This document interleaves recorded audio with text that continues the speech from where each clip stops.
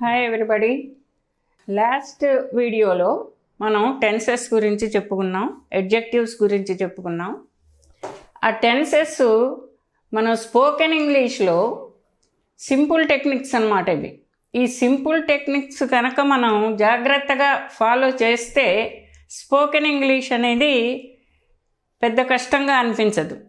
కానీ మాట్లాడేటప్పుడు మనం ఏవి నేర్చుకున్నాము అనేదాన్ని మనం మళ్ళీ పునరావృతం చేసుకోవాలి. అంటే మళ్ళీ మనం రీకాల్ చేసుకుంటూ ఉంటే అది స్పోకెన్ ఇంగ్లీష్కి మనకి చాలా ఉపయోగపడుతుంది. ఇప్పుడు చూడండి, ఇక్కడ ప్రెజెంట్ టెన్స్లోనే తీసుకొచ్చాను. ప్రెజెంట్ టెన్స్లో మనం అంటే వర్తమాన కాలం అనుకుంటాం కదా, అలాంటిది. ఇప్పుడు ఐ డూ అనేది ఎఫర్మేటివ్. దాన్ని క్వశ్చన్గా ఎలా మార్చచ్చు? క్వశ్చన్గా మార్చున్నప్పుడు డిడ్ యూ టేక్ అని చాలామంది అంటున్నారు, అది తప్పు. ప్రెజెంట్ టెన్స్లో డూ అనేది రావాలి. ఈ డూ అనేది ఏమిటి? హెల్పింగ్ వెర్బ్ లాగా తీసుకుంటాం మనం. యాక్చువల్గా ఇది మెయిన్ వెర్బే, కానీ ఇక్కడ క్వశ్చన్ వేసేటప్పుడు మాత్రం అది హెల్పింగ్ వెర్బ్గా మనకి కనపడుతుంది. డూ యూ టేక్ అనేది క్వశ్చన్ మార్క్ వెయ్యాలి. క్వశ్చన్ మార్క్ వెయ్యకుండా డూ యూ టేక్ అని కనుక రాస్తే, లేకపోతే అంటే క్వశ్చన్ మార్క్ లాగా ఉండాలి. మనకి క్వశ్చన్ లాగే ఉండాలి, ఆన్సర్ లాగే ఉండాలి. డూ యూ టేక్ అని అనిపిస్తోంది. ఆ డూ యూ టేక్ని మనం ఆన్సర్ ఇస్తే ఎలా చేస్తాం? ఎస్ ఐ టేక్ అంటాం. ఐ యామ్ టేకింగ్ అనకూడదు, ఐ టేక్ అనాలి. ఎందుకంటే డూ అనేది ప్రెజెంట్ టెన్స్ కాబట్టి ఎస్ ఐ టేక్. అదే నెగటివ్లో చెప్తే ఐ డు నాట్ టేక్ అని చెప్పాలి నెగటివ్లో. ఇది ఎఫర్మేటివ్, ఇది నెగటివ్. అలాగే ఐ డు నాట్ టేక్ అనొచ్చు, ఐ డోంట్ టేక్ అని కూడా అనొచ్చు, డోంట్ అని కూడా అనొచ్చు. అలాగే వి అనేది ప్లూరల్ నంబర్. ఐకి plural number we do you give? Yes we give. No, we don't give or we do not give. This is affirmative and this is negative. క్వశ్చన్కి ఎఫర్మేటివ్ ఆన్సర్, నెగిటివ్ ఆన్సర్ ఈ విధంగా చేసుకోవాలి. అట్లాగే ఇక్కడికి వచ్చేటప్పటికి he అంటున్నాం. He అనేది third person singular number. అప్పుడు ఈ డూ అనేది ఈఎస్ చేరుతుంది దీనికి. డజ్, డూకి ఈఎస్ చేరిస్తే డజ్. తప్పకుండా అది మాత్రం మర్చిపోకూడదు. Singular number, present tense, third person, does వస్తుంది. Does he make? S he makes. Does అనేది వెర్బ్కి ఎస్ చేరుతుంది. ఎప్పుడు? సింగులర్ నంబర్లో వెర్బ్కి ఎస్ చేరుతుంది. హీ మేక్ అనకూడదు, he makes. No, he does not make or he doesn't make. ఇక్కడ she does she sing? Yes, she sings. No, she does not sing or she doesn't sing. తర్వాత ఇక్కడ హీకి షీకి does వచ్చింది క్వశ్చన్లో. They, ఈ రెండింటికి plural number they. He singular number, she also singular number. They అనేది plural number అవుతుంది. They, ఈ రెండింటికి ప్లూరల్ నంబర్ దే కాబట్టి మళ్ళీ ఇక్కడ డజ్ రాదు. ప్లూరల్ నంబర్లో ఎప్పుడు కూడా డూ అనే వస్తుంది. Do they write? Yes they write. No they do not write. ఇక్కడ ఎస్ దగ్గర కామా పెట్టాం, నో దగ్గర కూడా కామా పెట్టాం. కామాలు ఎందుకు పెట్టాలి? పంక్చుయేషన్ మార్క్స్కి చాలా ప్రముఖమైనటువంటి ఇంపార్టెంట్ రోల్ ఉన్నది మనకి ఇంగ్లీష్లోనే కాదు, తెలుగులో కూడా. ఇప్పుడు మనం ఒక సెంటెన్స్ రాసాం చూడండి. ఒకప్పుడు ఒక జడ్జి గారు ఒక తీర్పు ఇచ్చారు. ఎట్లా? Hang not, leave him. ఇది జడ్జి గారు తీర్పు. ఇది హ్యాంగ్ నాట్, లీవ్ హిమ్. ఇక్కడ ఉండాలి కామా.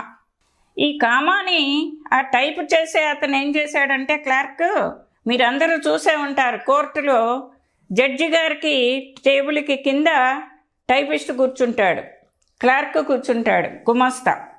హ్యాంగ్ నాట్ అనే దానికి ఇక్కడ కామా పెట్టాల్సింది ఆయన ఏం చేశాడంటే హ్యాంగ్ కామా పెట్టి నాట్ లీవ్ అని రాశాడు. ఈ కామా ఎక్కడికి వచ్చింది? హ్యాంగ్ దగ్గరికి వచ్చింది. నాట్ లీవ్ అని రాశాడు. దానివల్ల ఏమైంది? ఒకరి ప్రాణం పోయింది, ఒకరి లైఫే పాడైపోయింది. కాబట్టి కామాలకి కూడా చాలా ప్రముఖమైనటువంటి పాత్ర ఉంటుంది మనకి ఇంగ్లీష్లో. ఇందాక ప్రజెంట్ టెన్స్లో వాడాము ఇది డూ అనేది. ఇప్పుడు అదే పాస్ట్ టెన్స్లో వాడుతున్నాం. డూకి పాస్ట్ టెన్స్ అంటే V2, డూకి past tense did. Did you take question mark, did you take question mark, yes I took.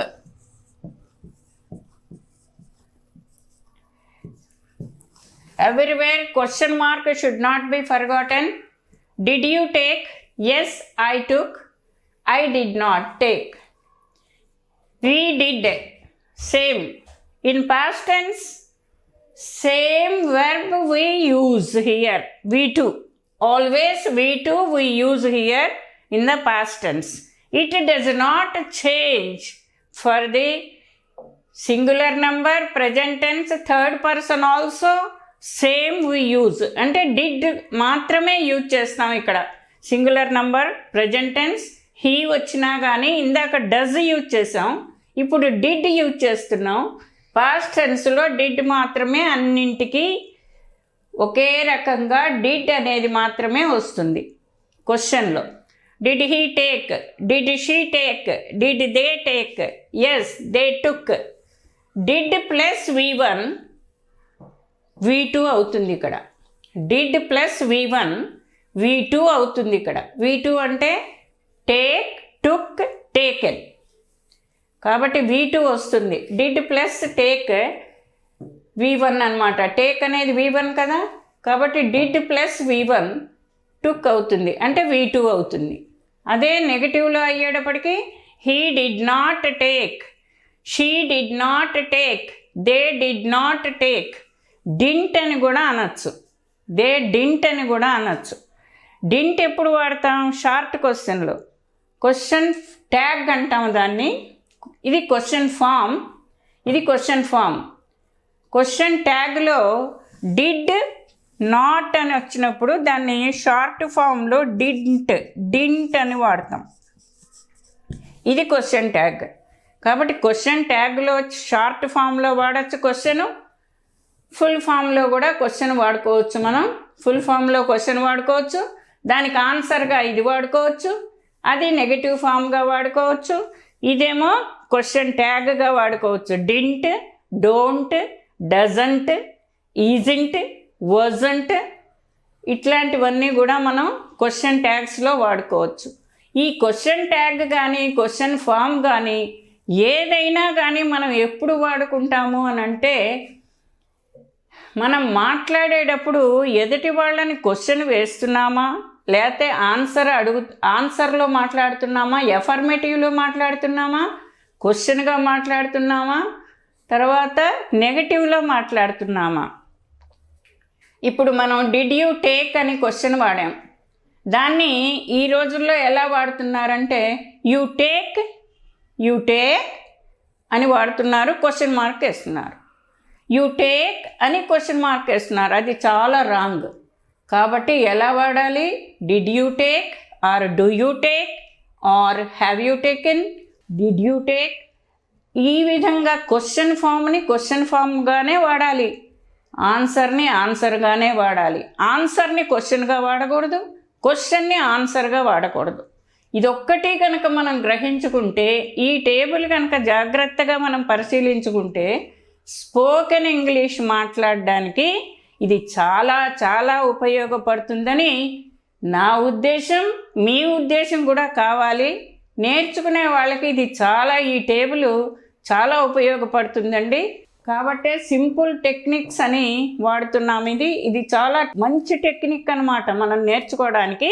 Spoken English నేర్చుకోవడానికి ఈ టెక్నిక్ చాలా ఉపయోగపడుతుంది. కానీ అది ఎప్పుడు మనం జాగ్రత్తగా పరిశీలించినప్పుడు, దాన్ని జ్ఞాపకం ఉంచుకున్నప్పుడు, జ్ఞాపకానికి పెట్టుకోవాలి, పదే పదే దాన్ని రీకాల్ చేసుకుంటూ ఉండాలి. రీకాల్ చేసుకుంటూ ఉంటే అది మనకి జ్ఞప్తికి ఉంటుంది, దాన్ని ఉపయోగించడం కూడా ఎలాగో తెలుస్తుంది. అప్పుడు స్పోకెన్ ఇంగ్లీష్ మీకు చాలా ఈజీగా వచ్చేస్తుంది. You can speak in English very very effectively and very ఇంప్రెసివ్లీ.